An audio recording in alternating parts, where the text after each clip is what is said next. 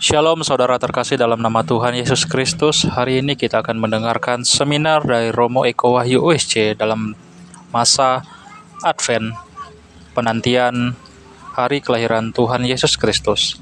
Keluarga Kudus, Nazaret Idolaku, selamat mendengarkan. Allah hadir untuk menyelamatkan keluarga. Keluarga, bagus. Maka tadi Romo Pram berkata, semoga Romo Eko bisa membuat umat ini bertobat. Gak apa-apa Romo kalau mereka tidak bertobat, saya aja yang bertobat. Biar mereka berobat. Saudara-saudari yang terkasih, kalau kita berbicara tentang keluarga kudus, saya nanti akan memaparkan sedikit tentang ini. Bisa dimasukin ke dalam play supaya saya bisa play.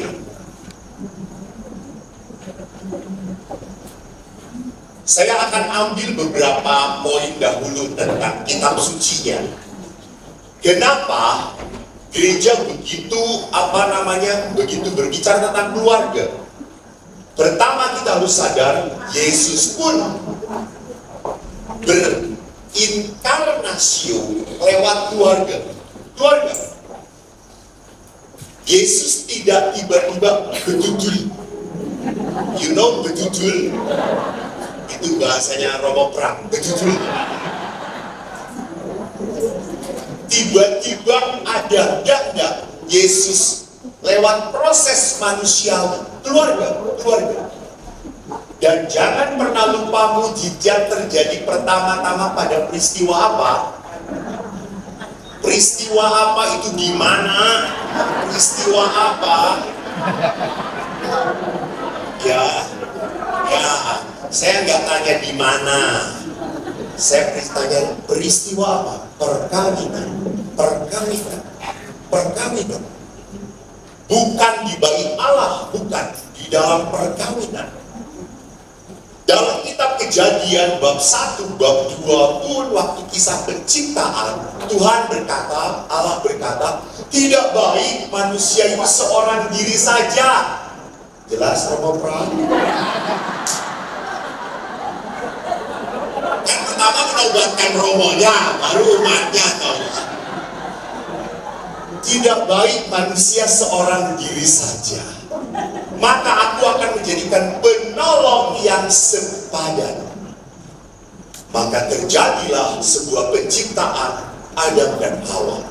Bahkan Adam diserahkan oleh Tuhan Hawa diserahkan oleh Tuhan kepada Adam.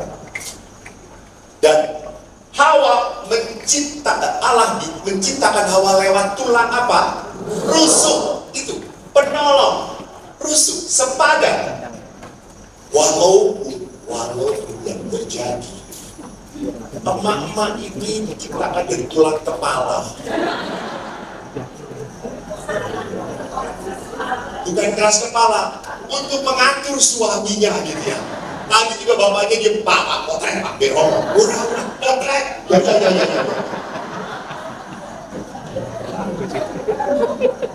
Lalu tadi ada suami istri datang, dia suami istri dan Romo maaf saya nggak bisa ikut seminar, harus bekerja Romo.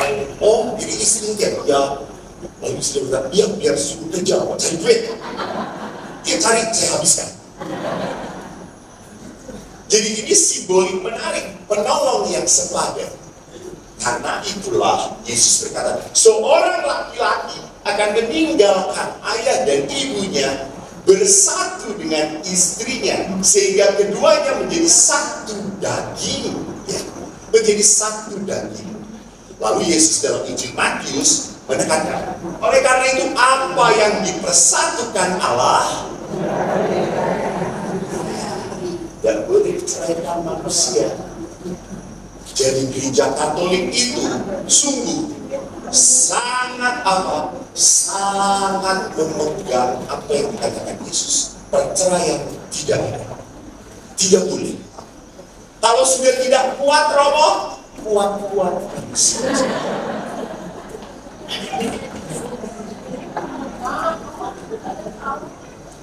Maka mari kita lihat kenapa keluarga begitu berharga.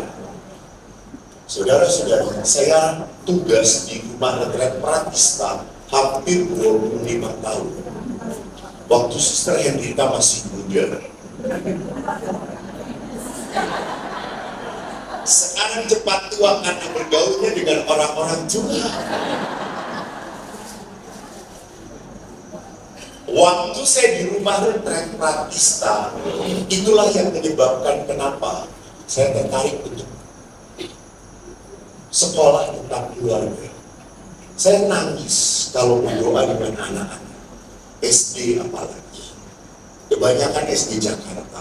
Mereka kalau sudah berdoa, apa yang mereka doakan? Tuhan, semoga ayah dan ibu tidak cerai. Aku sedih, aku ikut siapa? Anak-anak saja ngerti. Anak-anak tahu bahwa apa? Perceraian menghancurkan keluarga. Maka setan itu kalau mau menghancurkan gereja, hancurkan keluarga. Keluarga hancur, pasti anak-anaknya pun hancur. Maka menarik kalau di sini keluarga kudus. Maka mari kita lihat ada apa.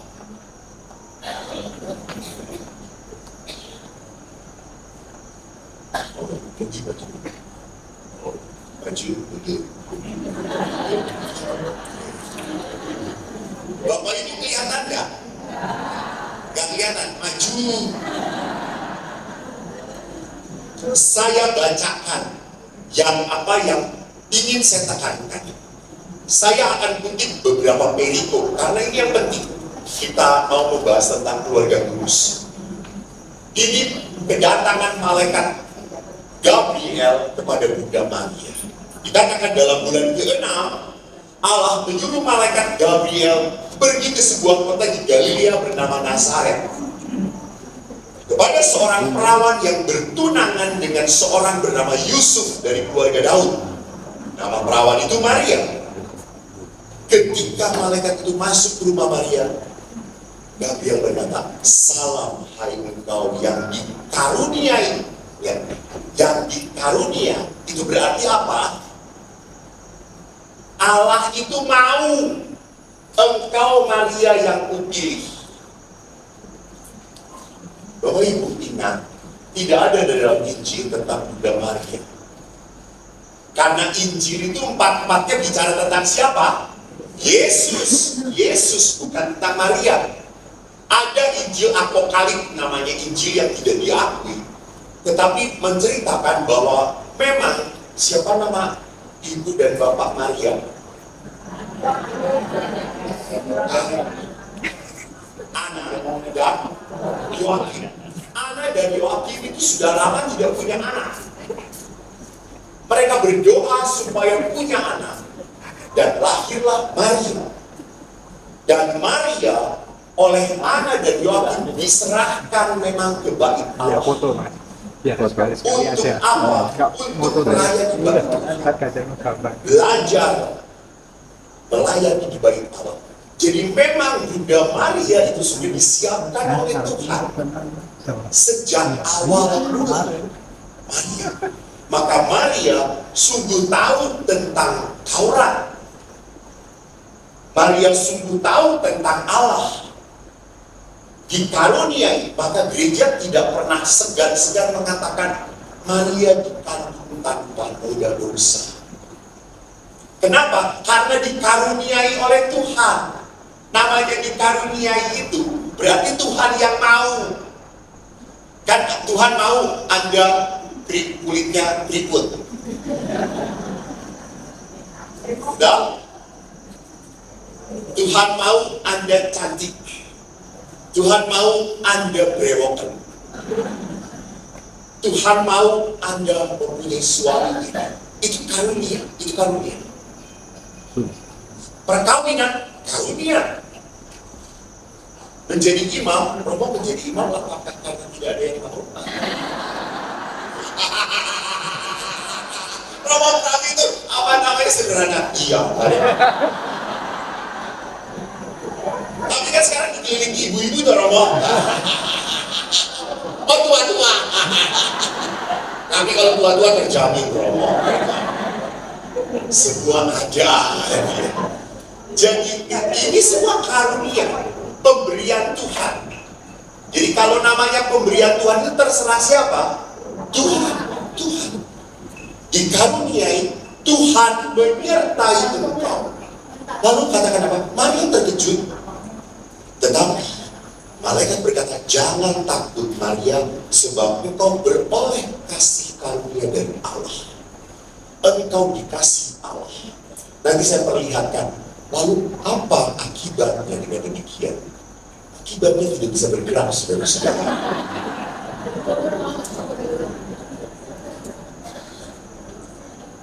Lalu Maria bertanya, bagaimana hal itu terjadi? Langsung malaikat Gabriel berkata, Roh Kudus akan turun atasmu. Jadi yang ingat, ada dua peran penting dalam kelahiran Yesus. Pertama siapa?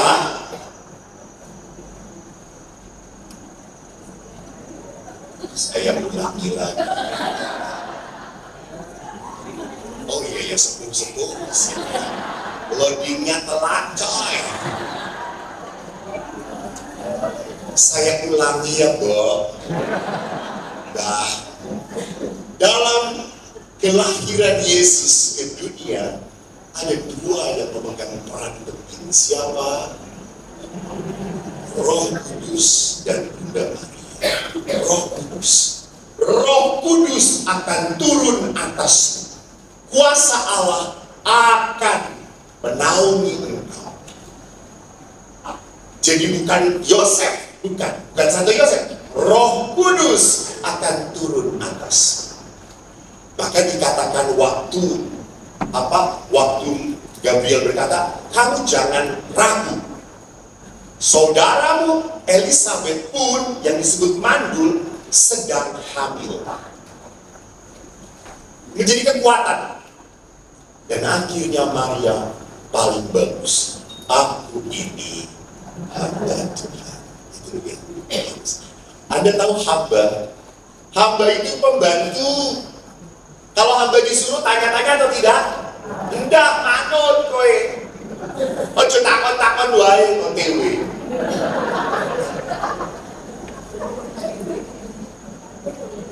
Jadi udah jangan tanya kenapa kok saya seperti itu, kenapa kok saya itu bukan hamba. Itu bukan hamba. Dan kita selalu berontak pada Tuhan. Kenapa Tuhan? Saya punya anak. Sejak kecil sudah ikut mesdinar, saya ikutkan Legio Maria aktif. Lah mau kawin dengan beda agama, beda gereja. Kenapa Tuhan? Ojo takon hamba Tuhan. Terjadilah pada berat loh. Coba bayangkan, tiba-tiba pasangan Anda menikah. Kita tidak bisa tidak pernah bertanggung. Bisa terjadi, bisa. Anda mungkin Tuhan, kenapa saya masih butuh? Kemarin di Kendari saya menghadapi seorang ibu, dua anak masih kecil, yang kecilnya masih sekitar 4 bulan. Suaminya meninggal. Padahal pada saat suaminya di Makassar, kerja di Makassar, bukan kerja belanja ke Makassar lalu ke Kendari. Pas mau pergi, suami itu memeluk istrinya, mencium. Karena istrinya itu ingat pesan saya, Pak, peluk pasanganmu sebelum dingin. Karena dia nanti dingin, gak bisa apa-apa lagi, peluk. Lalu suaminya itu waktu itu peluk dan mencium istrinya. Suami istrinya kaget, kenapa kamu meluk-melukan? Mencium cuma, kalau nggak dipeluk marah-marah, dipeluk marah. Itu kan perempuan toh kayak gitu. Betul Pak. Ini wajah-wajah penuh penderitaan. Romo makin bangga menjadi Romo. Aku orang Yogono. Kenapa ada kerja nih? Tiba-tiba suaminya di Makassar serangan jantung berbagai. Nangis. Angkatan nonton. Nonton. Dan ibu sampai sempat mau bunuh diri. Dia apa sih itu? Anaknya masih kecil. Tahu. Tuhan, kenapa kok ini terjadi padaku? Apa salah saya? Begitu banyak peristiwa yang sulit kita terima. Yang mulia Kita kira, dikatakan bila kau izinkan sesuatu terjadi, ku percaya semua untuk kebaikanku. Bila nanti telah tiba waktu, ku percaya kuasamu memulihkan diri. Tapi ya, kalau pada saat menerima, apakah mudah menerima? Boleh, kita berontak. Gak bisa kayak gini. Orang koyong ini, jalannya orang koyong ini. Harusnya tidak seperti ini Tuhan. Halo, yang mengatur kita Tuhan. Dan kita atur Tuhan. Maka ini, kata-kata ini dahsyat banget, keren. Aku ini hamba Tuhan. Bu, ngompok-ngompok aku tak fokus. Rapot. Udah nih. Maka menarik sekali. Orang yang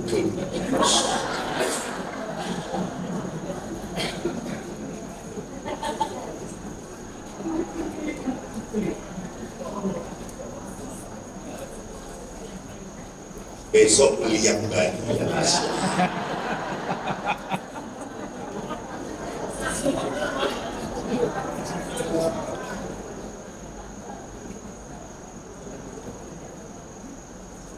gak beli kok. Ini apa ini? Bukan ini PDF. Ada ambilnya yang Microsoft Office. Oke, saya teruskan saja. Biarkan mereka sampai terakhir selesai.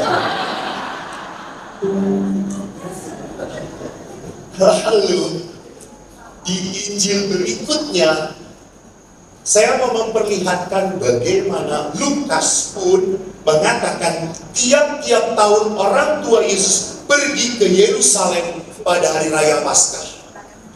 Jadi Yosef dan Maria adalah sungguh orang-orang Yahudi yang sangat berbakti.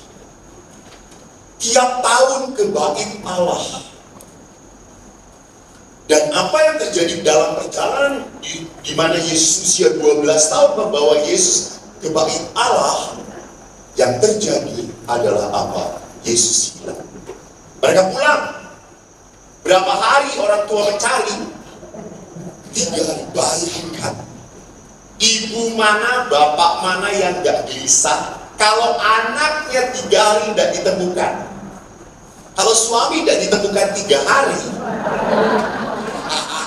kurang ajar tenan, yoga. Betul, Romo harus ditobatkan yang seperti ini, Romo. Kalau saya Romo Parong di sini, saya udah gantung diri, Romo. Saya bisa merasakan penderitaan Romo. Tapi kalau anak itu adalah apa? Seseorang yang lahir dari rahim Anda. Maka banyak sekali suami istri yang bertahan. Wes gara-gara anak. Bojoku ben wae. Arep apa netok tak balikin ning mbok bapake wis modar kabeh.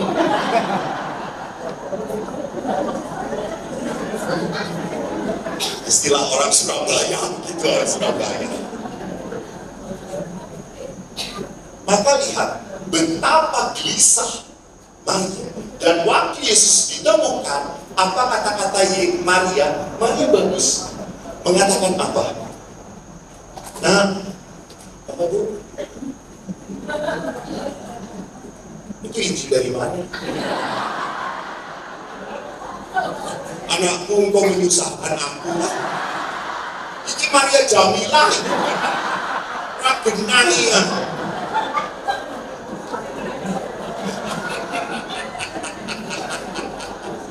Mengapa engkau berbuat ini Injil yang benar dari kanan? Bapakku dan aku cemas mencari engkau. Dan jawab Yesus, mengapa kamu mencari aku? Tidakkah kamu tahu bahwa aku harus berada di dalam rumah Bapa? Mereka tidak mengerti. Kan anak kecil 12 tahun ngomong seperti itu kepada bapak ibunya. Saya yakin kalau Anda ketemu anak Anda 3 hari, baru ketemu tempel lagi di dia ngomong, wah seminggu cakap. Bisa diajar. Tetapi Maria apa? Menyimpan semua dalam hati. Menyimpan semua perkara dalam hati. Nah jadi ibu-ibu itu seperti itu. Ojo ngomong dari simpan dalam hati. Simpan. Tapi kan susah wanita itu ya. Raiso menang. Kan ada ibu-ibu, saya seminar ibu-ibu, diam kata saya. Supaya bisa diam, makan permen. Sambil nunggu permen dia ngomong aja biasa. Nih Bapak Ibu lihat Maria apa? Dia menyimpan dalam hati. Dan anak ini bertumbuh, Yesus bertambah besar, bertambah hikmatnya, dan makin dikasih Allah. Itu, lihat, perikop kedua. Perikop ketiga tentang Yosef. Waktu Yosef mau menceraikan Maria, malaikat datang. Dikatakan kepada Yosef, dia akan melahirkan anak laki-laki dan engkau akan menamakan dia Yesus, karena dialah yang akan menyelamatkan. Itu terjadi supaya genaplah yang difirmankan Tuhan oleh Nabi. Sesungguhnya anak darah itu akan mengandung dan melahirkan seorang anak laki-laki, dan mereka akan menamakan dia Immanuel, yang berarti Allah menyertai kita. Sesudah bangun dari tidurnya, Yusuf berbuat seperti yang diperintahkan malaikat Tuhan itu kepadanya. Dia mengambil Maria sebagai istrinya. Ini perikop yang diangkat oleh PGI, termasuk KWI di sana. Matius 1 ayat 21 sampai 24. Ada 3 poin. Belum Pak?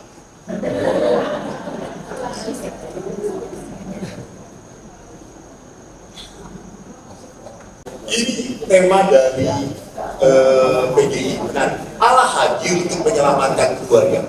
Kalau tadi lihat dalam bacaannya tentang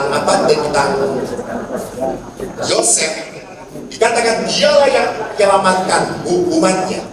Allah menyertai dia, dan Yusuf berbuat seperti yang diperintahkan malaikat Tuhan. Ada 3 poin yang ingin saya katakan. Apa? Pertama, Yesus yang menyelamatkan kita.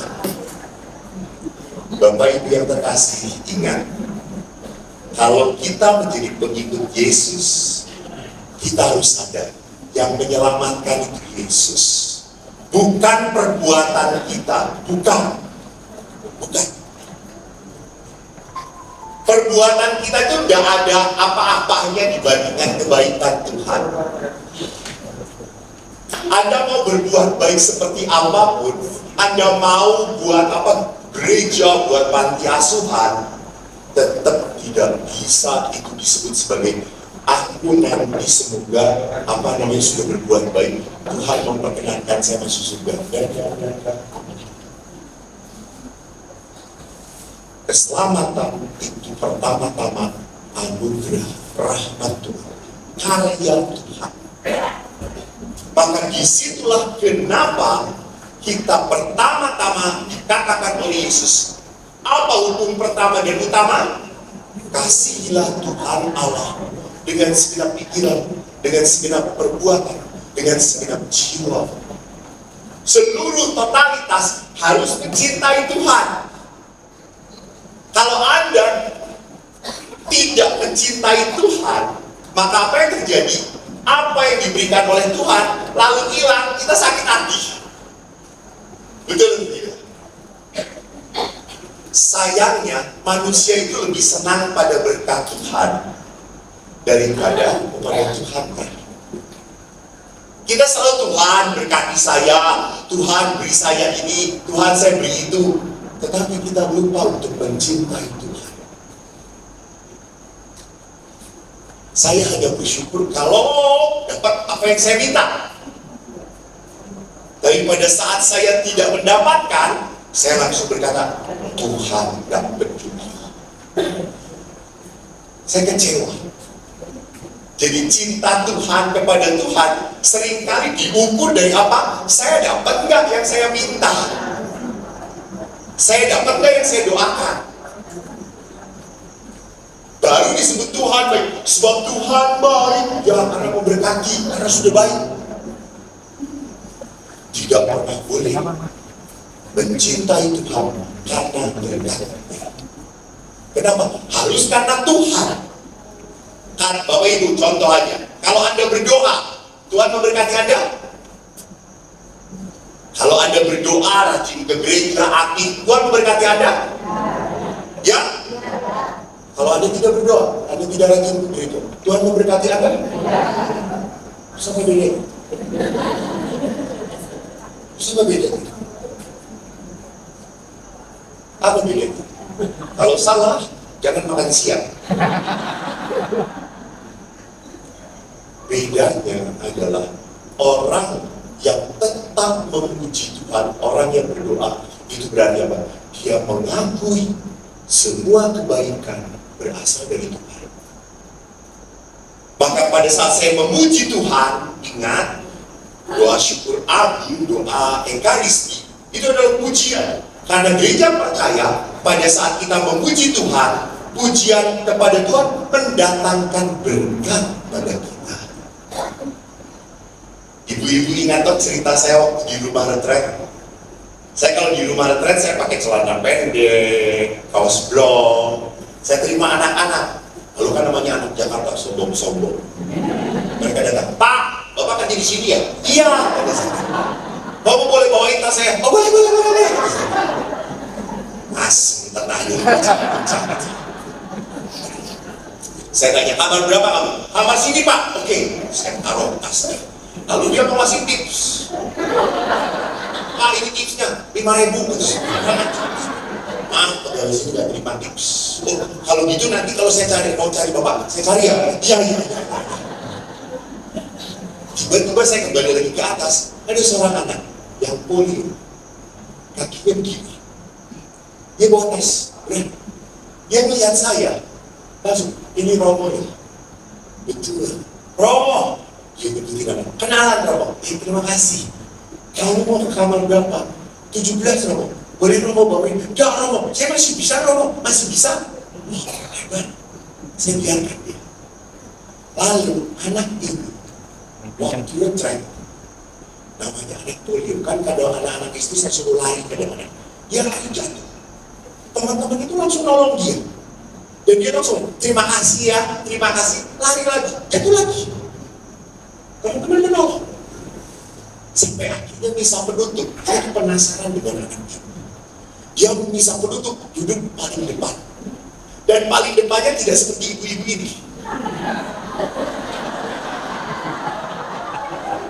Udah tua, gak senyum lagi.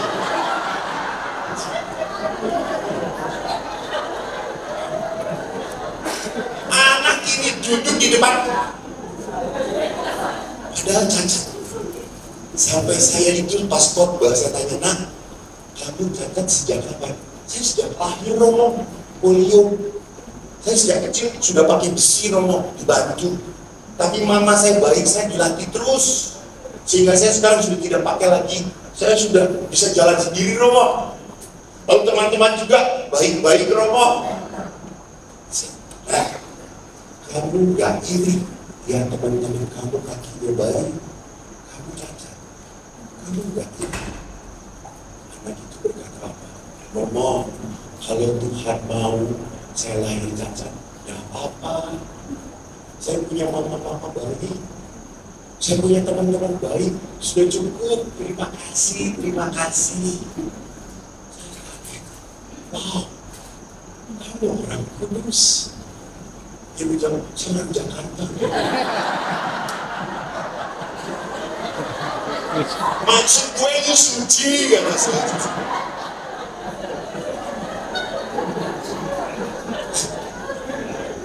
Saya belajar belajar dari anak ini. Saya belajar dari anak ini.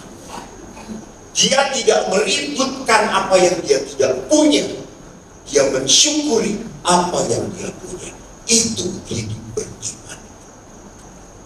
Itu hidup yang tahu bahwa Tuhan itu baik. Bahwa Tuhan memberkati saya.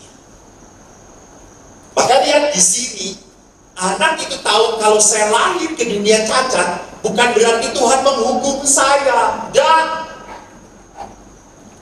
1 Yohanes 4 mengatakan Allah adalah kasih. Artinya apa? Bukan Allah punya kasih. Allah itu memang kasih.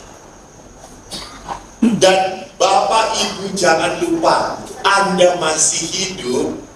Kan ada orang tua yang ngomong pada saya, anak buahnya suster di panti jompo Cimahi. Romo, kan oma-oma, kok saya tidak mati-mati ya Romo? Ya anak buahnya suster. Udah bosan hidup. Saya tuh ngomong, Oma nggak mati-mati karena Oma budek. Tuhan manggil berkali-kali. Yang mati malah tetangga Oma yang mati.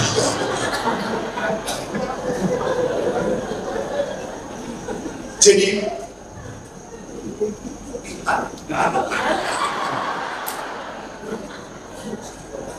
kalau kita lihat di sini, apa yang saya mau katakan, belajarlah untuk mensyukuri apa yang saya miliki, apa yang saya miliki.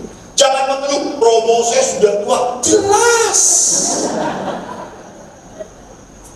Perut saya cekot-cekot, kepalaku sakit. Orang tua namanya juga gak jelas menunjukkannya. Ya sudah, terimalah, bersyukur masih hidup. Tapi saya sudah mau ngapain lagi? Berdoa. Kalau Allah belum memanggil Anda, berarti Allah punya rancangan yang baik untuk Anda. Punya rancangan berkat. Bukan berarti kalau orang tua sudah tidak bisa memberkati. Karena siapa? Kan biasanya ibu-ibu ini kalau kumpul ngomongin.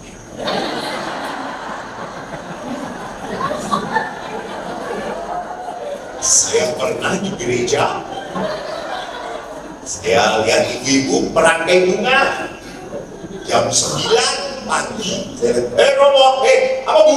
Merangkai bunga Romo? Oh ya, silakan. Jam 12 kita ke kapel karena para frater mau berdoa. Bu maaf ya, istirahat dulu ya. Kita mau berdoa. Oh ya Romo, kita pergi. Saya lihat dari jam 9 sampai jam 12 baru 2 rangkai. Gila kan sedih. Saya penasaran. Saya lihat CCTV. Itu ibu-ibu, ngomongnya begini loh.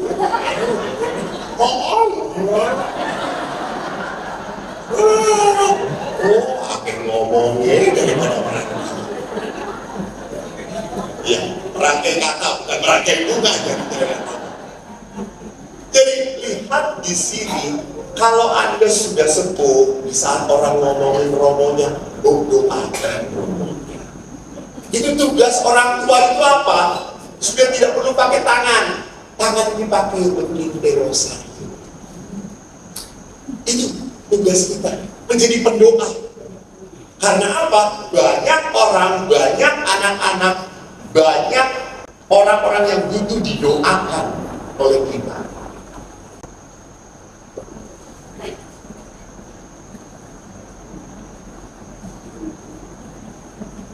Maka kalau Yesus itu penyelamat, sekali lagi Tuhan mendatangkan kita untuk diberkati. Nanti itu yang tadi dikatakan oleh Romo Pram, kedatangan kedua baru Tuhan akan menghakimi. Sebelum dihakimi, ape-ape sek ning dunia ini. Yang kedua, menarik, Immanuel. Dia akan disebut Immanuel. Apa artinya Immanuel? Pinter baca ya di situ ya. Allah beserta kita. Saudara-saudari yang terkasih, Bapak Ibu, Allah beserta kita itu kita alami atau kita ketahui? Alami. Maka itu disebut sebagai pengalaman rohani, pengalaman iman.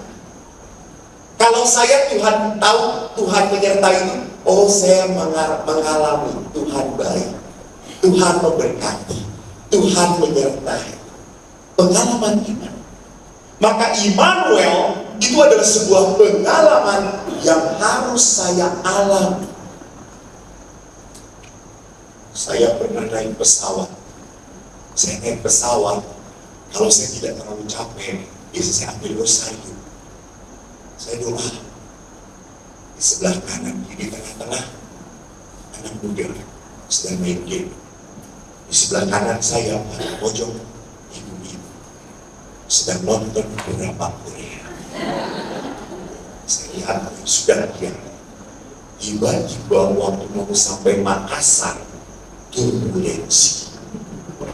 Pada saat turbulensi, anak muda itu langsung ada, Yesus, Yesus. Lalu ibu-ibu langsung makin, Yesus, Yesus. Saya dalam hati merasa baru ingat Yesus. Biarin. Tahu-tahu turbulensinya kencang banget. Wah, orang rampung-rampung. Langsung Yesus, jangan terlalu serius. Saya juga takut kalau kayak gini.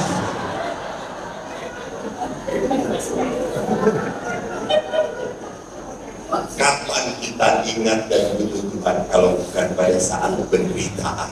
Betul? Maka jangan takut kalau Anda menderita, pergilah pada Tuhan. Justru saat penderitaan adalah saat Tuhan berkata, kamu butuh saya. Kamu butuh saya. Where is the way? Kamu butuh saya. Justru saat penderitaan disebut sebagai saat rahmat. Betul. Karena disitulah Tuhan mau menunjukkan pertolongannya. Siapa yang di sini sakit? Jangan lupa, Anda adalah calon mendapatkan mujizat Tuhan. Siapa yang punya masalah? Kon angkat jari kok matok. Sudah kan? Dan saya suruh angkat jari semuanya.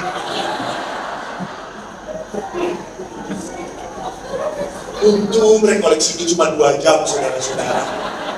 Kalau 1 hari darah saya tinggi banget saya. Betul. Tidak ada orang yang tidak punya masalah. Yang tidak punya masalah hanya satu orang yang sakit jiwa. Orang gila. Setiap keluarga punya masalahnya masing-masing. Jangan dikatakan enak itu keluarga itu. Keluarga itu tidak punya masalah. Baik, suaminya baik sekali, imron diakon. Gak pernah macem-macem meneng. Tenang. Tahu-tahu sakit jantung mati.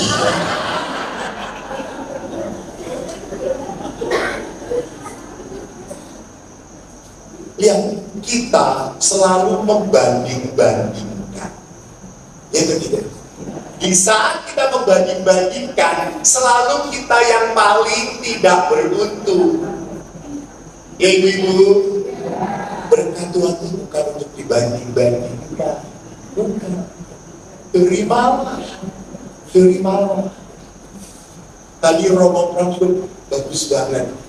Gak mau saya terkenal.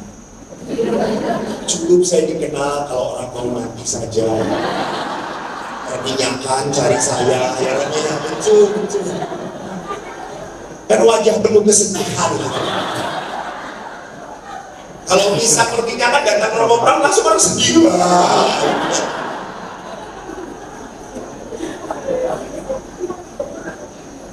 Saya tidak pernah mau menjadi seorang YouTuber, saya tidak pernah punya YouTube. Tiba-tiba orang mengupload, saya langsung disuruh renungan kemana-mana. Sampai bekerja di biara kami, saya ini sudah 13 hari keluar dari biara. Muter, sebelumnya saya muter di Jawa Timur. Sampai pegawai itu, Romo itu gak capek. Terus ngapain itu? Ya sudahlah kalau Tuhan masih pakai saya. Ya sudah, saya lakukan. Nanti ada satu saat saya memberi bapak, yes,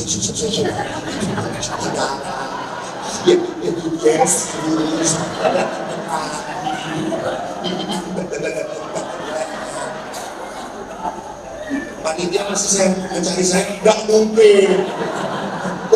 Oh, sudah ngomong.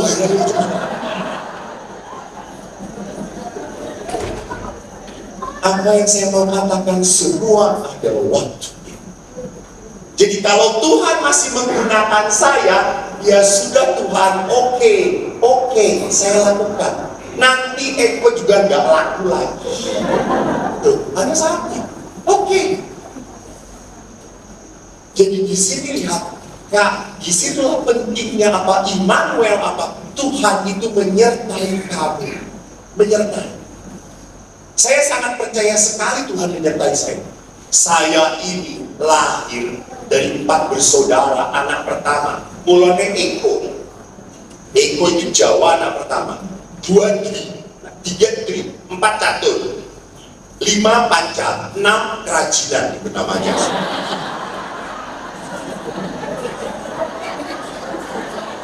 Saya yakin rumahnya di desa tidak ada TV, jadi hiburannya cuma buat anak.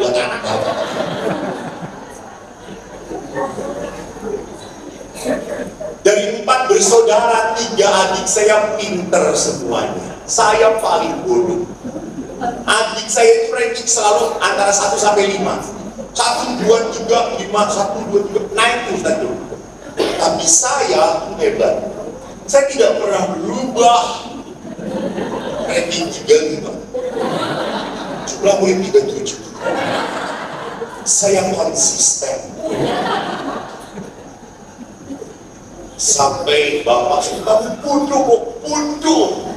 Anak bapak siji sing bodoh ki ngomong sama kok Eko. Saya pernah romo ranking 15 di seminari. Jumlah murid 17. Tawa romo ini ngecek saya. Sama romo dilarang ngecek aja. Iya. Betul. Realisasi dia di bangga saya. Saya bodoh. Pintunya sini. Memang sini lewat depannya apa? Dan ayah kaget waktu saya mengatakan saya menjadi Romo. Tidak mungkin, nak. Romo itu harus pintar. Sekolahnya ancol. Yang Roma loh, nak.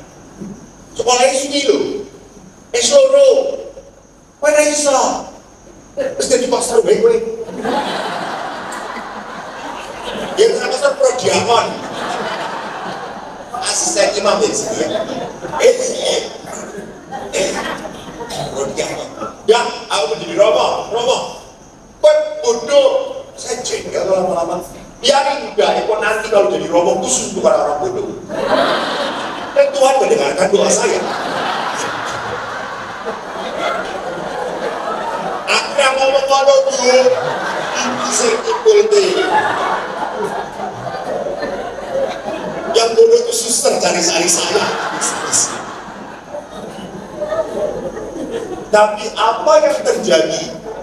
Anda tahu satu angkatan dengan saya, Monsinyur Antonius Subianto Bunyani, ketua HWI. Saya sekelas sejak SD, cuma beda nasi. Beliau pinter, sampai saya itu gumun. Beliau itu kalau belajar, cuma lihat buku. Rampok, itu tadi. Saya ambil bukunya, saya baca. Coba, ini dia jawab percis titik koma ini. Dan baru musim fotokopi.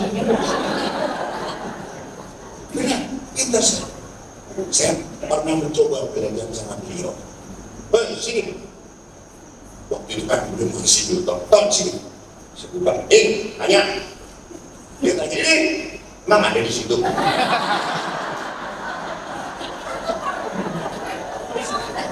Nggak bisa. Beliau akhirnya setelah menjadi Romo langsung sekolah di Belgia. Saya ditawarin sekolah lagi kok. Nggak, musuh capek aku sekolah ini. Kita ngelos. Saya nggak sekolah lagi. Maksudnya begitu. Tapi bapak itu beberapa Berapa kali kalau saya bersama monsinyur yang iri dengan saya.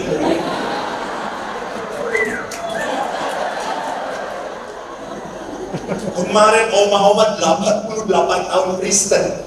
Ini Romo Eko ya? Yang sering di YouTube itu? Iya oma. Hah? Boleh foto? Boleh. Ini oma kenal? Enggak kenal. Ini siapa bapak? Siapa? Ini monsinyur. Oh, monsinyur. Jadi saya sangat sadar. Saya tidak mampu. Tetapi saya mau. Maka Tuhan mampu. Maka kalau melayani di gereja, udah jangan banyak cincong. Nggak bisa. Mau enggak? Saya nggak punya waktu nanti. Ibu punya waktu setelah terkucur kaki. Dan paling sulit itu mencari ketua lingkungan, toh.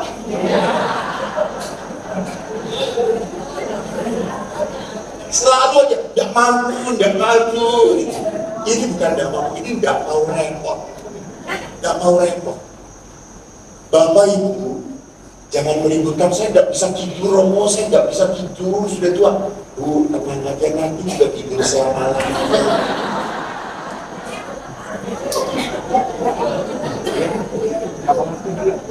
Bapak Ibu lihat, Allah menyertai. Allah bekerja dengan saya. Allah bekerja bersama saya. Tapi ada salahnya. Bagaimana bisa Allah bekerja dengan saya? Nah, ikut Yosef. Yusuf berbuat seperti yang diperintahkan malaikat. Jadi Tuhan itu menyertai orang-orang yang taat mendengarkan Tuhan. Maka kan berbahagialah kan. Demikianlah sabda Tuhan. Berbahagialah. Dan tekun melaksanakan. Ini dia. Bukan hanya mengkerumu, tetapi tekun melaksanakan. Ini benar. Tekun melaksanakan. Tekun itu berarti apa? Setia. Yesus mengajarkan doa supaya tak jemu-jemu. Doa yang tak jemu-jemu itu doa yang tekun. Tidak dikasih pun minta terus.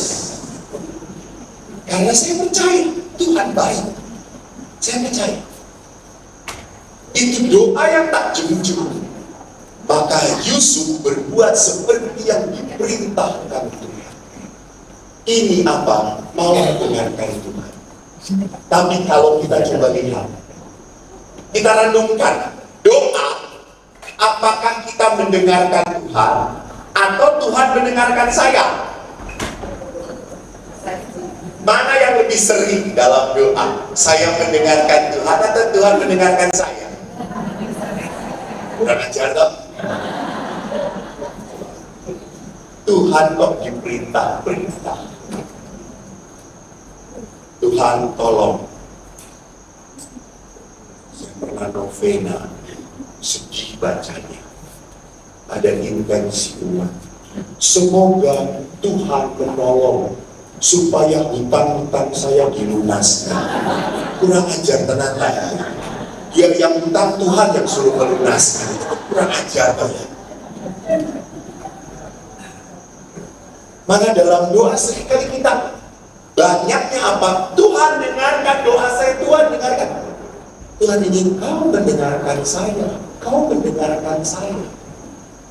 Bukan saya yang suruh mendengar. Ingat, Tuhan itu Allahu Akbar, Allah Maha Besar, El Shaddai, Tuhan Maha Besar. Kalau Tuhan Maha Besar itu berarti Tuhan Maha Tahu. Bapak Ibu, Tuhan itu mau menyelamatkan kita bukan hanya di dunia ini. Supaya Allah menyelamatkan kita sampai mana? Hidup kekal. Tuhan tidak memberi. Karena apa? Mungkin kalau diberi, ini akan merusak kamu. Ini akan menghancurkan hidup kamu.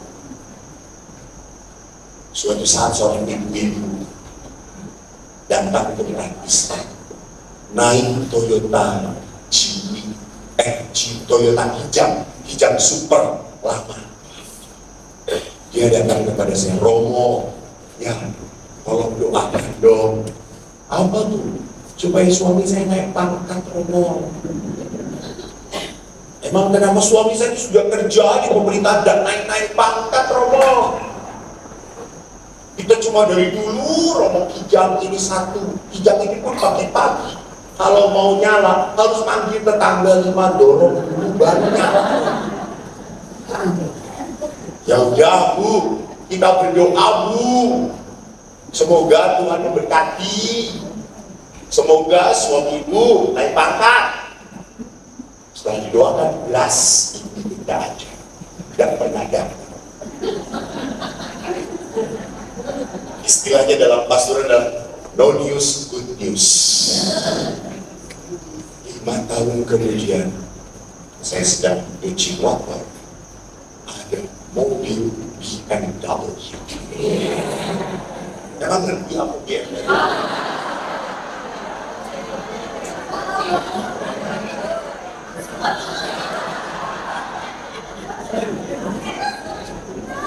Oma, kalau ketawa jangan kenceng-kenceng gini, palsunya ketawanya.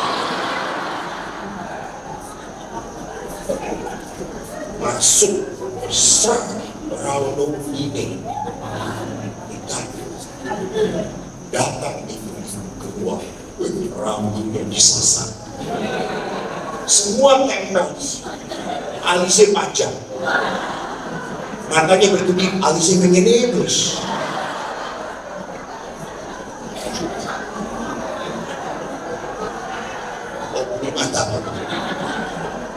Itu apa namanya, bibirnya udah jiritan sebentar dulu, pegel banget. Datang, Romo masih kenal saya? Aku paling ya. 5 tahun dulu Romo, saya pakai hijab. Hah, ini ibu? Iya. Oh beda, dari Korea.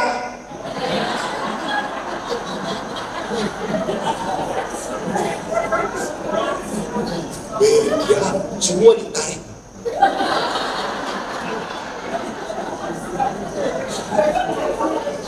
Kenceng, tingginya kenceng, ini keriput. Yang nggak bisa ditipu, kok politik keriput gitu. Ini baby face, ini baby face.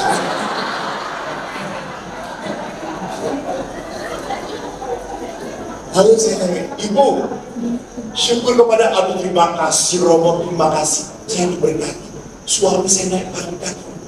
Syukur pada Allah, haleluya. Sekarang mau kasih sumbangan apa? Ya Romo, wah seneng. Ustadz hampir berhasil, orangnya dipolitik. Saya bukan masalah. Biasanya ibu datangnya pada Romo punya masalah, enggak punya. Apa? Suami saya punya selingkuh.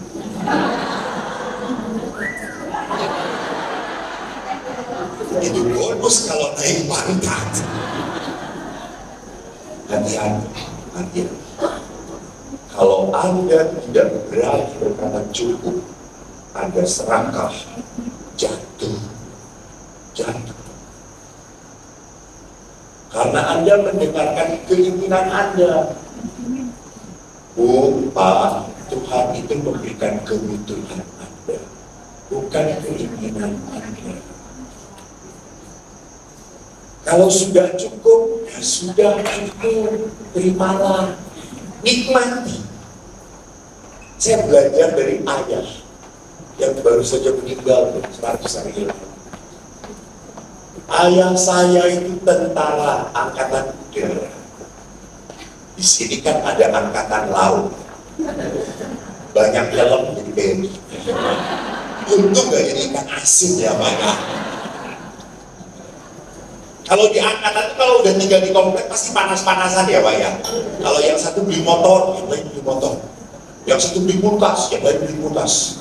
Yang satu istri baru, yang lain juga istri baru. Artinya baru maaf gitu ya. Saya ngomong, Pak, tetangga udah punya motor, kita cuma punya pin on L. Gue tumbas Pak tumbas motor Pak sek-sekan di rambut Pak pin enak, tak gowo meneng iki, tak kuncengke, tapi kisilir, itu silir. Disis, enak nih. Dan betul kalau saya sudah dibonceng oleh ayah di belakang, ayah mau boncengin dua, nanti saya di depan, bapak, terus saya. Karena di belakang, disis. Saya suka terjujur, tapi saya kena jari-jari, langsung jari-jari, sampai 4 kali saya di Klaten Romo saya masih ingat. Lalu ayah itu bingung, itu pengenaan numpak video, Pak terus tak kalian baik, sekali saya aman. Suatu saat bapak nabrak becak, ayah loncat sejauh, lalu ayah berkata loncat, mau kita lagi.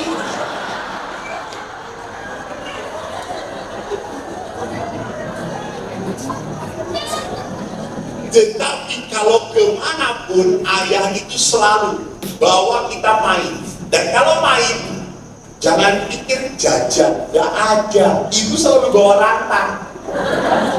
Bawa rantang ya, di bawah bayam, di atasnya tempe, paling bawah nasi. Nasinya dipadet-padet. Jadi kalau kita habis apa main, ratangan. Pernah ada Pol PP datang, nggak boleh makan di sini. Ayah kata tentara, apa? Pol PP ngomong di sini, komandan silakan.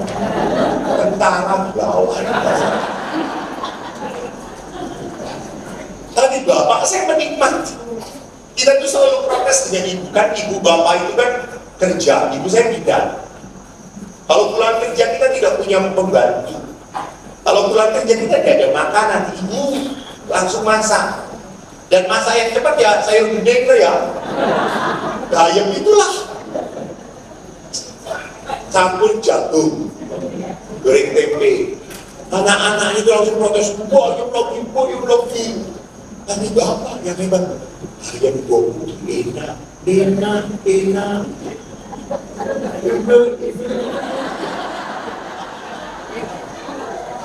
Dari dulu bayam, sekarang saya campuran saudara-saudara. Bayam tempe. Untung nggak pekor. Tetapi apa itu ayah? Ayah selalu menghargai apa yang diberi. Ayah tidak pernah komplain tentang masakan itu, tidak pernah. Bahkan kalau buat kopi mungkin jos paling enak. Eko pernah buatkan kopi untuk bapak. Kan Eko ingin dipuji. Kan anak itu paling bangga kalau dipuji. Apalagi oleh ayahnya. Karena ayah jarang puji. Kan bapak-bapak itu kalau apa? Main mana? Kita. Enak lah.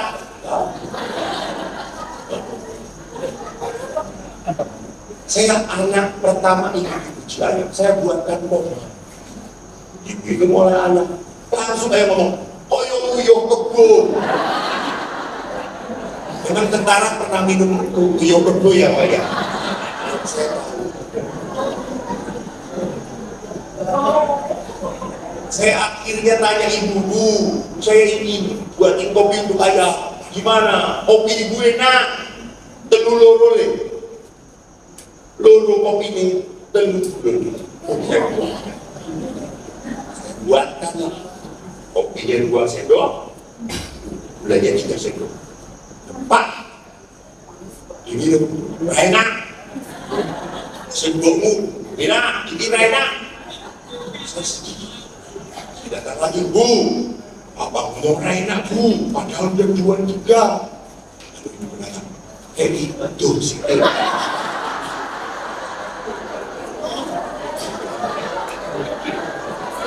kasih air ludah sedikit.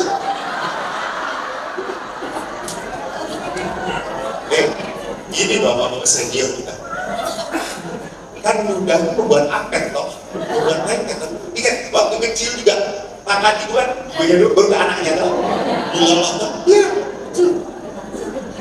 Kalau zaman dulu saya kejejuk, ibu langsung cuk. Ari. Saya jatuh beneran cuk. Ari saya sokin. Betul atau tidak? Anda mengalami hal yang sama? Aku udah tuone ya. Sekarang ibu sudah meninggal, saya di apotek cari ludah ibu tidak ada.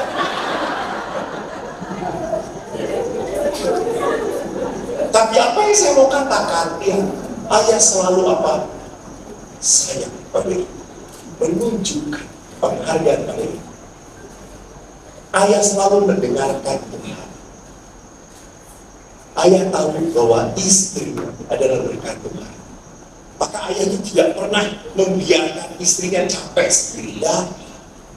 Kalau pulang kerja, jangan harap ayah itu langsung. Memang itu sudah selalu. Kalau siang itu nasi gitel untuk ayah. Teh panas terus kental, dibuatin. Ayah itu paling minum, enggak. Yo, dia pakai saya. Kok jamu, aku saya makan. Kok cuci, aku saya berdirasi. Kita berdua. Ayah tidak mau terus sakit, capek sendiri. Pernah ibu masak, adik saya nomor 3 nangis terus. Bapak langsung ngomong, bu, kok gendong saya cari. Tak terus lima saya. Itu ayah. Maka suatu saat kan saya kalau kita anak-anak itu kalau pergi sekolah tidak pernah dikasih uang jajan. Kita selalu dikasih bekal, nasi goreng. Ibu sakit, saudara-saudara, demam berdarah. Masuk rumah sakit, ayah buatkan nasi goreng. 4 hari atau 3 hari kemudian kita semua anak-anak datang kepada ibu. Bu, cepat sembuh lah bu. Kenapa nih? Bapak kurang ini nasi goreng tak isu-isu. Buat bu, cuma nasi dengan garamnya lebih banyak garamnya bu. Ibu 5 hari kita mati semua bu.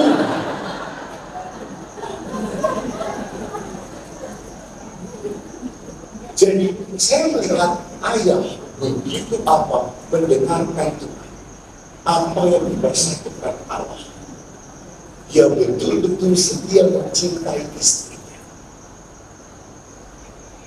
Ayah itu kan tentara. Saya pernah lihat di album, kalau dipotret ayah dengan ibu, ayah itu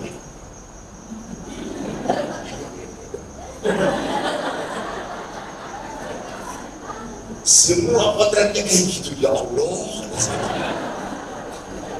Dan ayah ibu kan Jawa, ayah saya itu dari Clayton, ibu saya dari Mount Island, bukan Jogja, sorry ya, Amerika, dari Klaten, Jawa. Kalau orang Jawa, Pak, kalau orang Jawa mengungkapkan saya dulu di depan anak-anak, apakah akan terjadi? Tidak toh? Gak boleh. Tahu.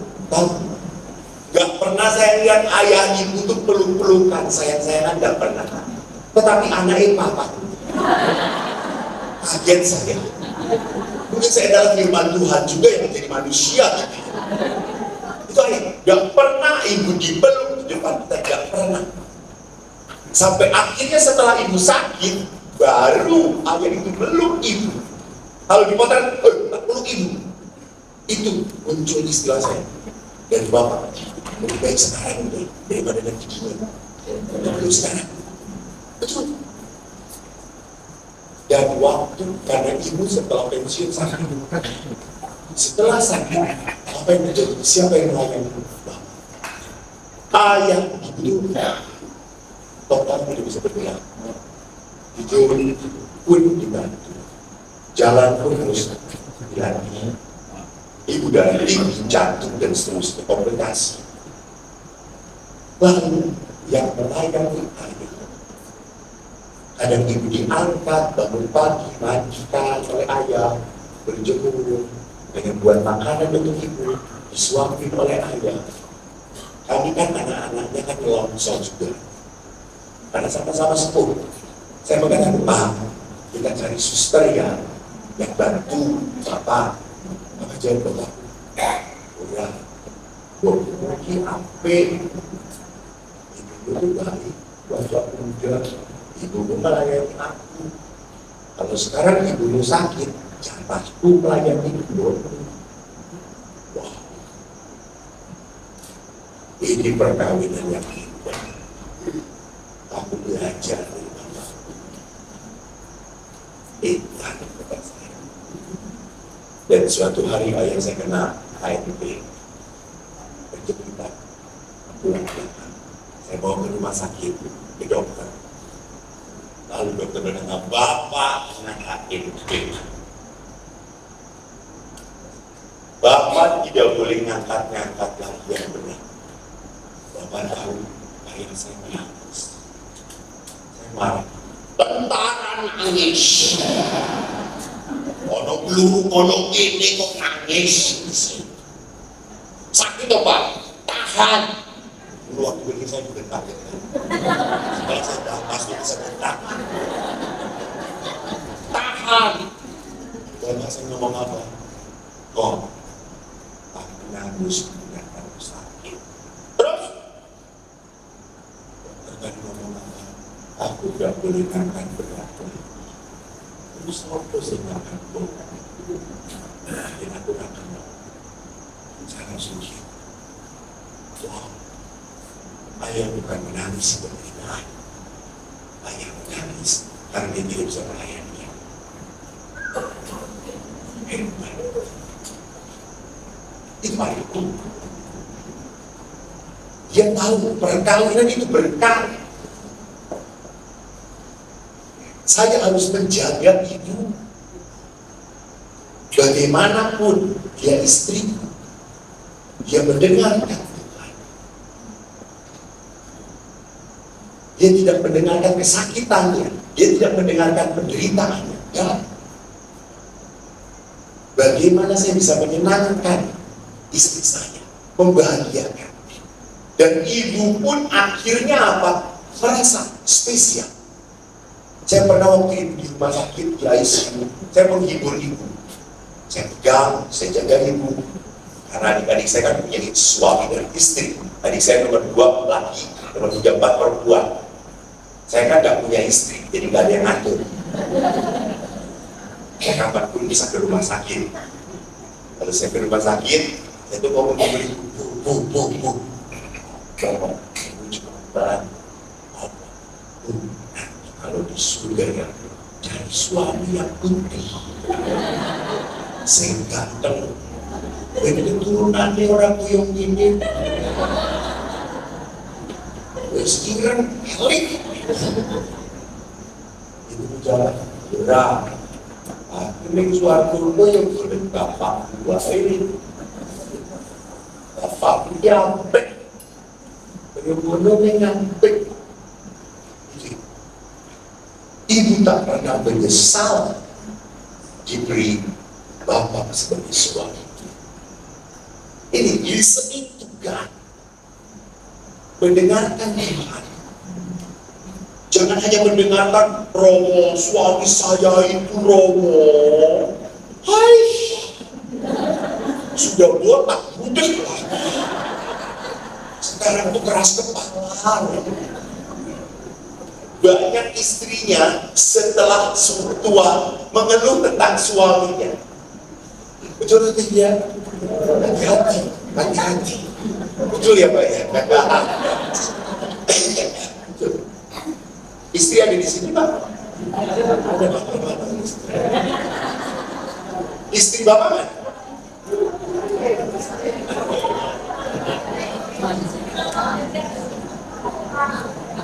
Ibu? Oh, terima kasih. Oh, ini tadi foto ya, Bu. Ya. Ibu jangan lupa suami ibu jadi seperti ini karena menikah dengan ibu.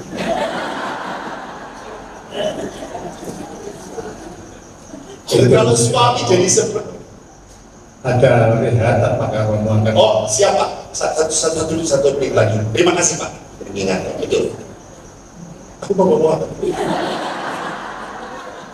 Nah, kalau suami jadi seperti itu ya karena istri. Terakhir Pak cerita, saya kemarin misi di Sarawak, Malaysia. Kan pakai bahasa Sarawak, yaitu kucing yang jogo. Kamu yang mangkat itu saya ribut terus. Mak Indo lah.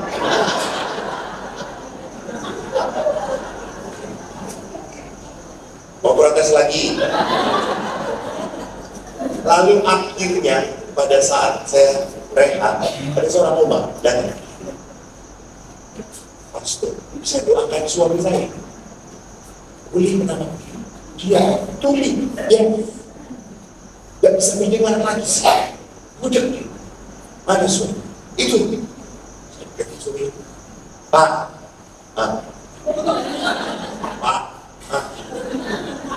saya pastor, Pak, ada apa? Bapak, saya harus masuk. Apa yang Google Presiden?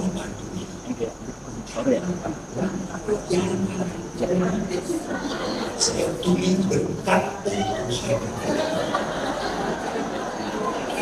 saya jadi gak pusing. Tapi kan itunya dari jantung ya, saya terus begini lah ya. Namanya ibu-ibu tuh penyakit terus dengan mata yang penuh. Tapi Pak, istri Bapak lihat saya terus, ini sudah kita doakan. Dan doanya bersyukur ya. Saya, Tuhan, dengan Bapak saya bersyukur bahwa Bapak tuli. Semoga kau berikan tuli ini seumur hidup. Terus Bapak, amin, Roh.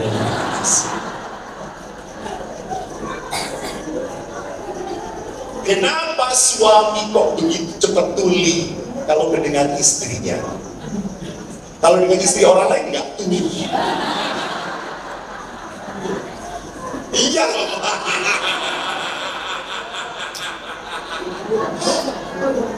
Nah, kalau istri sendiri baru mau ngejubit. Jadi mari kita lihat di sini bahwa perjalanan perkawinan jadi waktu kita pacaran, waktu awal, aku ngomong nanti panitia sesi kedua pakai helm ya Bu ya. Waktu kita awal-awal nikah, pacaran, kita bisa gampang melihat kebaikan pasangan itu. Betul tak? Dia baik banget, dia acuanku. Tapi setelah bertahun-tahun menikah, kita lebih banyak melihat kelemahan pasangan kita. Ingat, sebentar lagi dia dipanggil Tuhan. Tuhan memberkati. Terima kasih.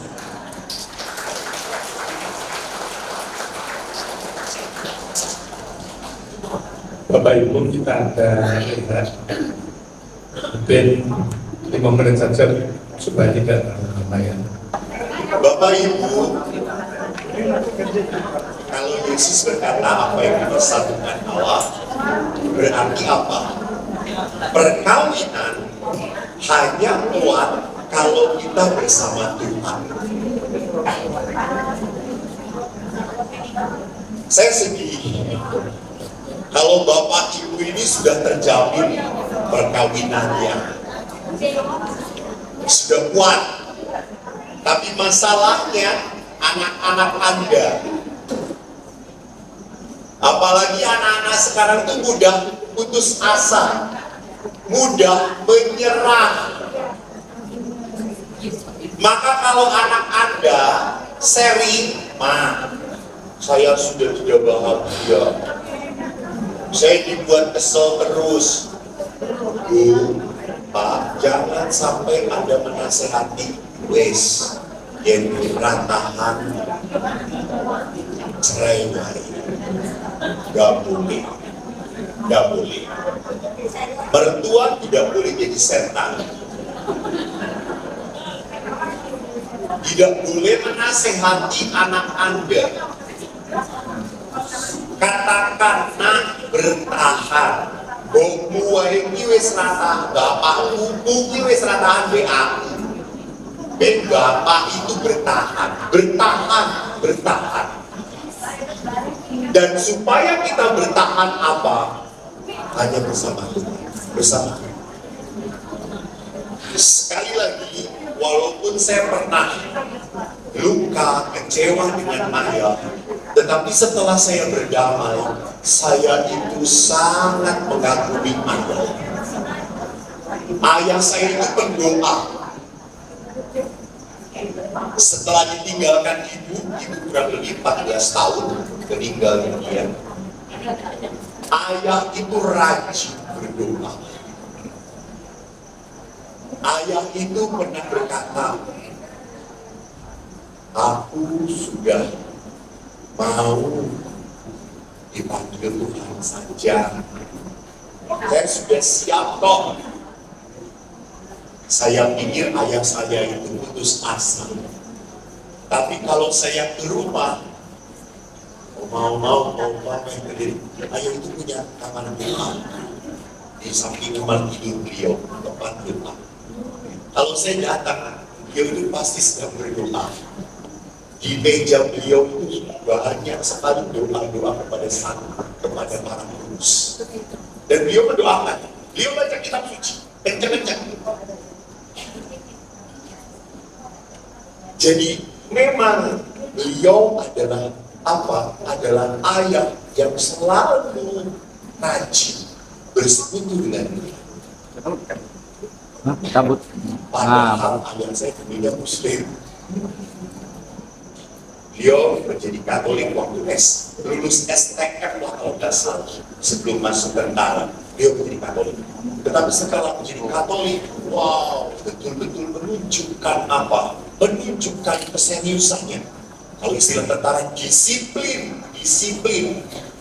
Doa itu disiplin. Saya waktu kecil Legio Maria kan tiap hari harus doa apa? Katena. Saya sejak kelas 4 SD sudah Legio. Kata bapak itu, jadinya ada di Romo, Legio deh. Saya taat daripada di kampung.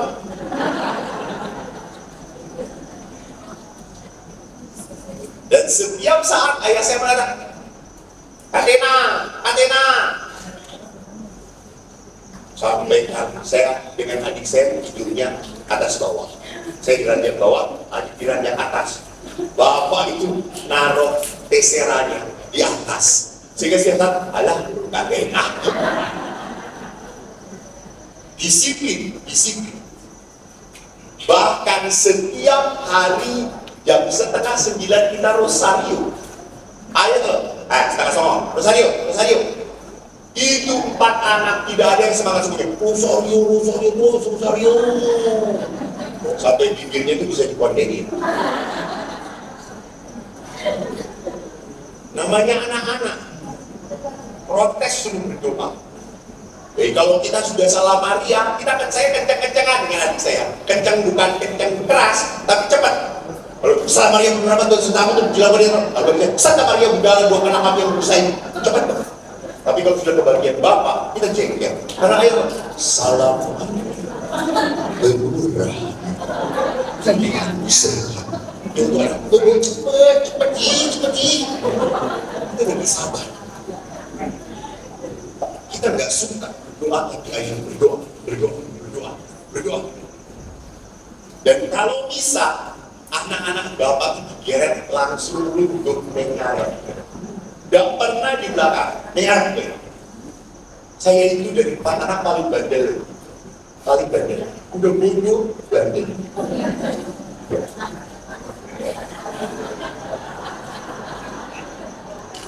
Kita ngajar ya. Sampai sekarang kalau bandelnya. Bener Bu. Saya bandel sekarang. Hobi saya cari layangan. Mulainya aku ingat. Usia ini ya kepanasan Pak. Ya aku boleh layangan ini. Ubel ini kira hijau. Oh nggak tuh apa ya? Bantu ngomong, uble. Tak lebok ini. cendol kuwi lah. Ya wis akeh tak sedih gini. Lho kene lucu. Tuh. Nosur keke. Garing keke. Ono angin panas.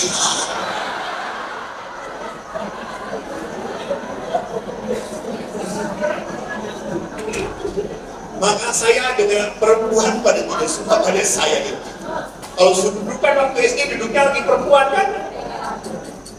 Kamu dengan Eko nggak mau. Ada umbelnya. Kalau orang Sunda itu kita nyebut umbel leho, itu leho menuju itu. Walaupun begitu, ayah mendisiplinkan lalu berikut. Bisa.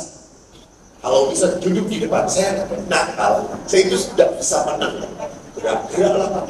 Begini. Langsung ya. Begini. Dan saya selalu di samping ayah. Saya pernah menjauh dari ini. Anda tahu kalau ayah saya sudah bersabda, saya lebih takut pada ayah daripada Tuhan Allah. Saya manut, jadi bilang sih, mana? Rukuk, Romo ini kotor, mana? Dan waktu itu Romonya Belanda, misionaris. Belanda ngomong bahasa Indonesia yang nggak jelas. Ngomong apa? Tapi kalau ayah mendengarkan Romo, itu saya selalu lihat ayah.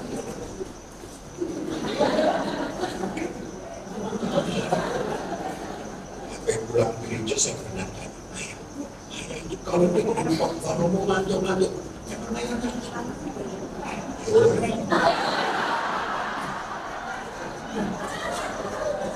kenapa ngantuk begini kayak orang bergini kalau ngomong itu Tuhan berbicara dengarkan oh gitu Pak iya Pak iman ayah setelah saya jadi Romo saya khotbah, ayah saya tidur. Saya protes, ayah, saya Romo, kenapa kalau saya khotbah ayah tidur? Ah, kamu Eko.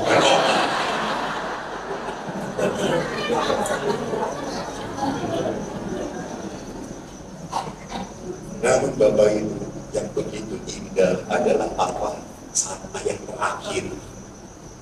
Saya terakhir ayah. Saya sedang di Sumba, saya juga di Sumba memberikan seminar dan pembangunan rohani bersama komunitas Bali. Kita juga datang ke Panti Asuhan Bawah Sumbangan. Hari Sabtu, Jumat sore, adik saya WA, Mas, ayah masuk ICU, mesti kami. Wah, saya harus cepat pulang. Rencana saya pulang Senin. Lalu saya berkata, karena Sabtu masih ada acara. Saya pulang Minggu. Oke. Sabtu, ayah makin drop. Hari Minggu pagi saya berangkat dari Sumba. Saya di bandara, saya telepon kumpul dong dengan ayah di ICU. Karena ICU saya memang 3 perawat. Ibu dosen. Sehingga gampang. Lalu mereka kumpul. Pada saat itu kita berdoa. Lalu pada saat setelah berdoa, ayah sudah diam begini saja. Lalu saya berkata, ayah, tunggu Eko. Eko mau pulang, ini perjalanan pulang. Tunggu Eko. Ayah harus minta maaf pada Eko. Berusaha. Eko juga minta maaf pada ayah. Tunggu ya Pak. Bapak udah ngomong. Saya berkata, udah, saya punya pesawat. Dari Sumba, saya terbang ke Jakarta. Dan handphone saya mendarat, saya buka handphone, adik berkata, ayah tidur. Waduh, saya nunggu supir. Setelah saya di mobil dari Bandara Soekarno-Hatta ke Jakarta, supir, saya WA, sudah kita kumpul lagi, saya berdoa lagi. Tiba-tiba kok terlintas dalam hati saya, Ada satu kalimat yang saya harus ucapkan kepada ayah. Lalu pada saat saya sudah kumpul, saya berdoa, ayah, Eko minta maaf. Walaupun Eko pastor, Eko sering kali nyakitin ayah. Karena saya ingat 2 minggu sebelumnya saya marahkan dengan ayah. Saya minta maaf juga waktu itu dengan ayah. Ayah maaf. Saya yang sering salah pada ayah. Ayah selalu mendoakan saya. Ayah, kalau sudah tidak bisa menunggu Eko, tidak apa-apa. Oke, jangan tunggu. Eko capek. Jalan aja. Tapi biarkan Eko memberkati ayah. Saya berkati. Saya tutup 1 menit kemudian ayah meninggal. Jadi saya enggak menemani ayah. Saya sampai rumah sakit 1 jam, 2 jam berikutnya saya ngomong pada dia, kita mandi ayah. Kami mandi. Saya mandiin dan saya ajak ngomong ayah. Dulu waktu Eko kecil, ayah mandi Eko pakai air hangat. Sekarang Eko mandi ayah pakai air dingin. Saya mandi. Waktu itu saya baru nangis tuh. Saya pegang. Saya menangis. Saat saya peluk ayah dan peluk saya lagi. Batas Tuhan memberi, Tuhan mengambil. Ini kehidupan. Tidak ada yang selama-lamanya. Maka bagaimanapun juga belajarlah mengungkapkan cinta selama dia masih ada, daripada menyesal nantinya. Daripada menyesal nantinya. Lalu Anda mungkin ngomong, tapi saya masih punya marah, saya masih punya kejengkelan, saya masih punya kekesalan. Bagaimana ini Romo?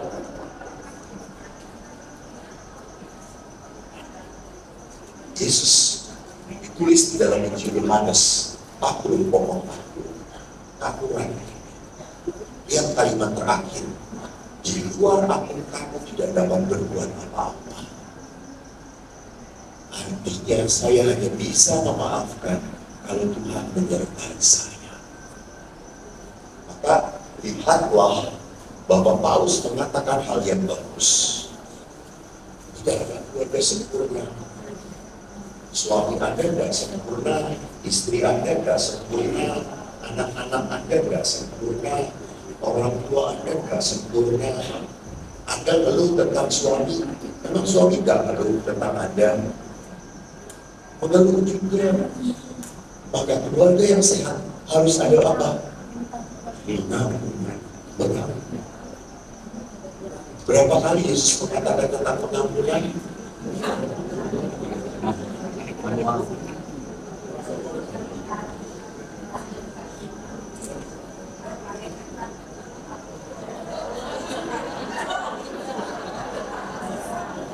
Ya terserah satu dengan nahan.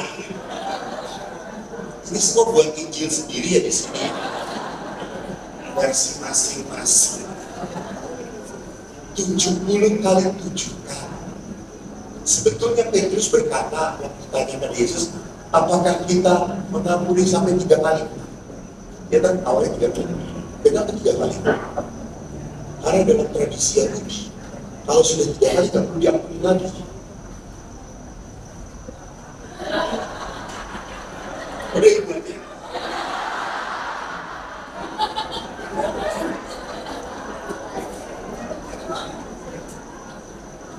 Sekretaris.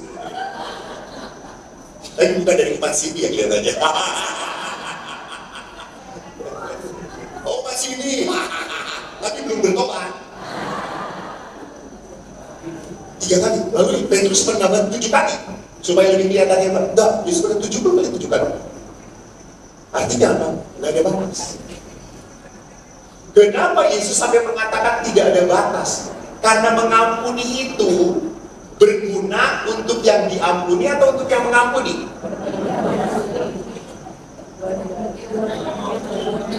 Nah ini ngawur lagi untuk dua-duanya. Sekarang yang diampuni kalau nggak bertobat gimana? Kata siapa? Keras kepala tuh kayak gini.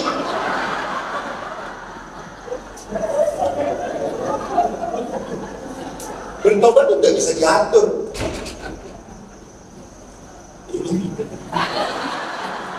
Ini bukan paroki sini Mas. Ya, mengampuni itu berguna untuk yang dilukai. Supaya apa? Kita sukacita. Kalau Anda menyimpan kemarahan, kecewa, tidak akan bisa bersukacita. Setiap seminar yang ibu ini lagi kesel lagi. Kok ono terus? Karena apa? Menyimpan dendam. Ibu ini kan promo, saya pernah datang di sini. Oh, pernah. Dia mulai ini dengan uskup, hebat. Sudah potret dengan uskup, dengan romo, dengan paus, belum dengan Tuhan. Mungkin nanti jadi surga, Tuhan potret dulu. Kalau orang marah, akhirnya apa? Ingat, marah disimpan lama-lama dendam. Maka kita belajar lepaskan, ikhlaskan. Walaupun dia tidak tobat, tidak berubah, itu bukan tanggung jawab Anda. Ya wes ben. Yang penting saya tidak mau diracuni hati saya. Saya tidak mau diracuni. Saya udah ngomong, udah maaf, selesai. Kamu gak maafkan, ya sudah juga. Kamu menyakiti saya maafkan, selesai. Kamu menyakiti hati saya lagi, oke, saya ambil jarak. Kan kalau orang sudah disakiti, lama-lama tidak percaya, ya atau tidak? Bukan berarti kalau sudah mengampuni, saya total mencintai kamu apa adanya. Bukan, tidak, belajar pelan-pelan. Siapa yang ngasih seminarnya?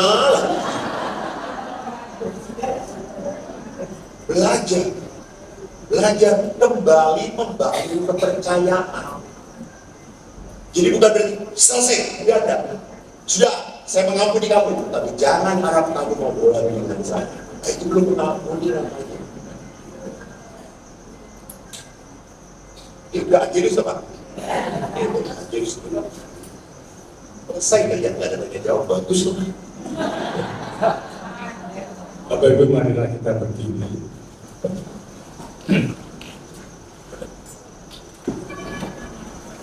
Ada pertanyaan satu atau dua, kalau masih bersedia untuk menjawab, silakan. Ya, ada yang ya silakan.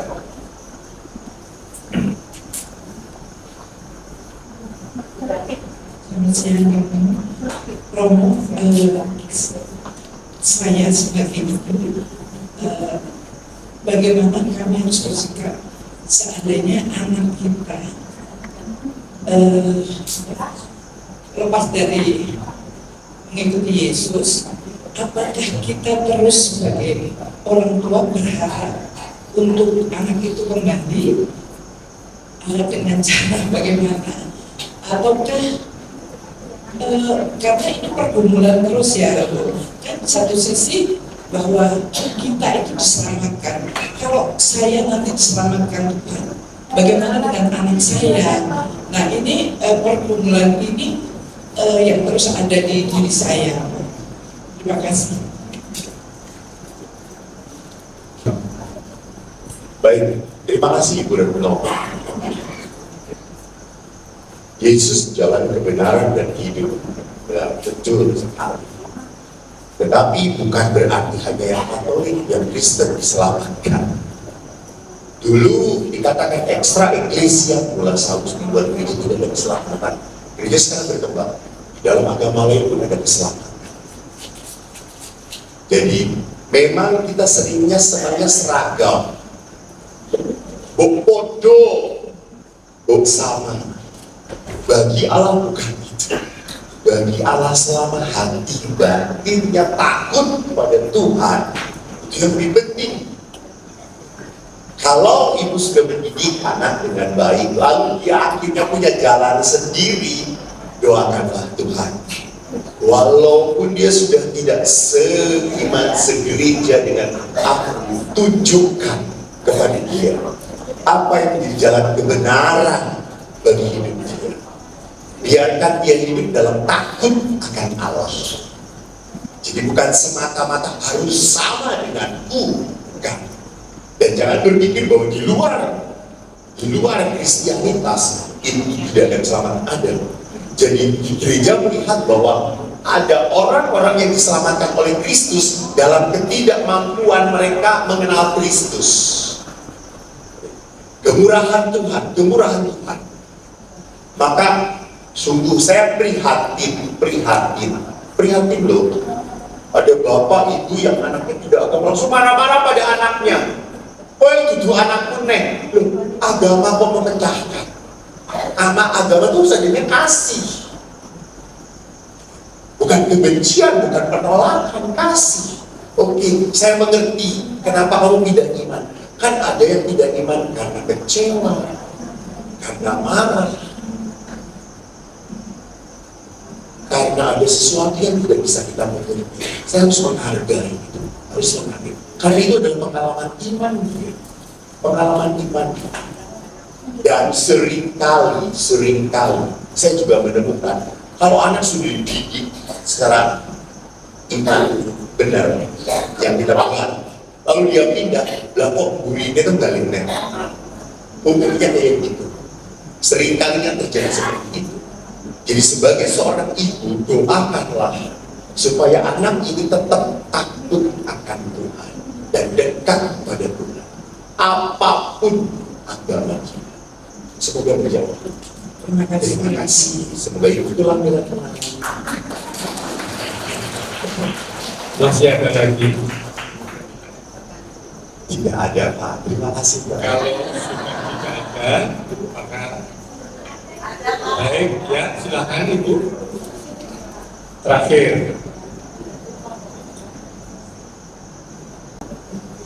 Selamat siang Romo.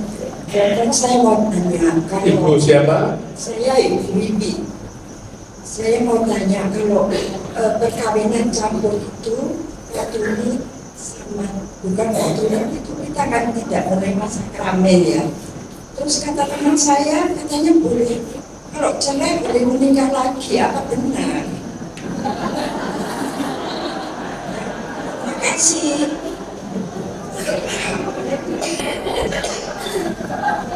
Ibu tanya cerainya apa ya? Jadi perkawinan antara Katolik dengan gereja Kristen itu beda agama, beda gereja. Kalau Buddha itu beda agama. Kalau beda gereja itu dapat izin. Sedangkan kalau beda agama itu dispensasi. Nanti ada pembedaan pastor yang akan menjelaskan lagi ya, silakan. Di dalam Katolik memang kitab kanon dikatakan hendaknya orang Katolik menikah dengan Katolik. Tetapi kalau kasus-kasus tertentu, kan cinta itu nggak bisa diatur. Ya, menikah kok ini apa? Oh ini apa? Saya mau menikah beda agama, beda gereja.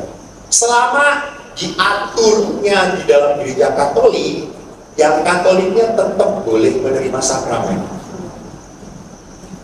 Tapi kalau saya Katolik, lalu istri saya Kristen, lalu dibereskannya di gereja Kristen, tidak ngomong dengan pastor paroki, tidak dibereskan di gereja Katolik, maka perkawinan ini disebutnya belum diterima oleh gereja Katolik.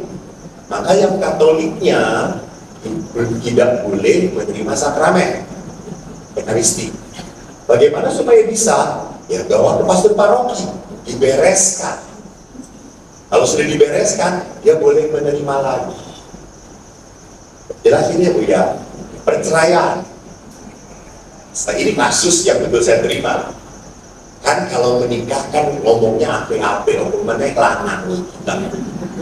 Ya toh? Laki itu kalau udah ngomong pas mau pacaran, ya ampe. Dan perempuan itu bodoh, mau dibohongin. Kenapa sampai seperti itu Romo? Karena Yesusnya pun di sana. Itu nama salib ya, gitu. Muslim itu. Nama salib coy. Jangan ini keluarga kudus, ya. Ramahku tunggu salib. Kalau yang nyumbang ya tolong ya, ada yang nyumbang biar ada salib di sini ya saudara-saudara.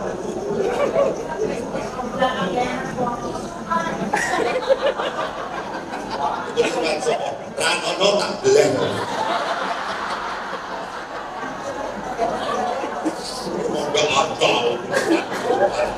Malu saya Eko nutupin Yesus. Jadi lihat di sini bahwa memang inilah pengikuti Yesus. Saya harus belajar menerima salib. Jadi itu yang sering ibu betul. Itu yang saya sering ngomong kepada wanita. Kamu harus siap. Menikah beda agama. Bukan gak gampang. Boleh diberi jawab, oke, terima. Dikasih dispensasi, kasih kepada Bapak Usman. Tapi ingat, kamu yang dapat kenal hukum Katolik. Kamu harus mendidik anak kamu secara Katolik. Dan kalau pasanganmu yang non Katolik tiba-tiba mau pergi dengan wanita lain, gereja Katolik tidak bisa. Atur, karena dia bukan subjek hukum Katolik. Jelas ya Bu? Terima kasih, Tuhan berkati. Semoga jangan cerai Bu.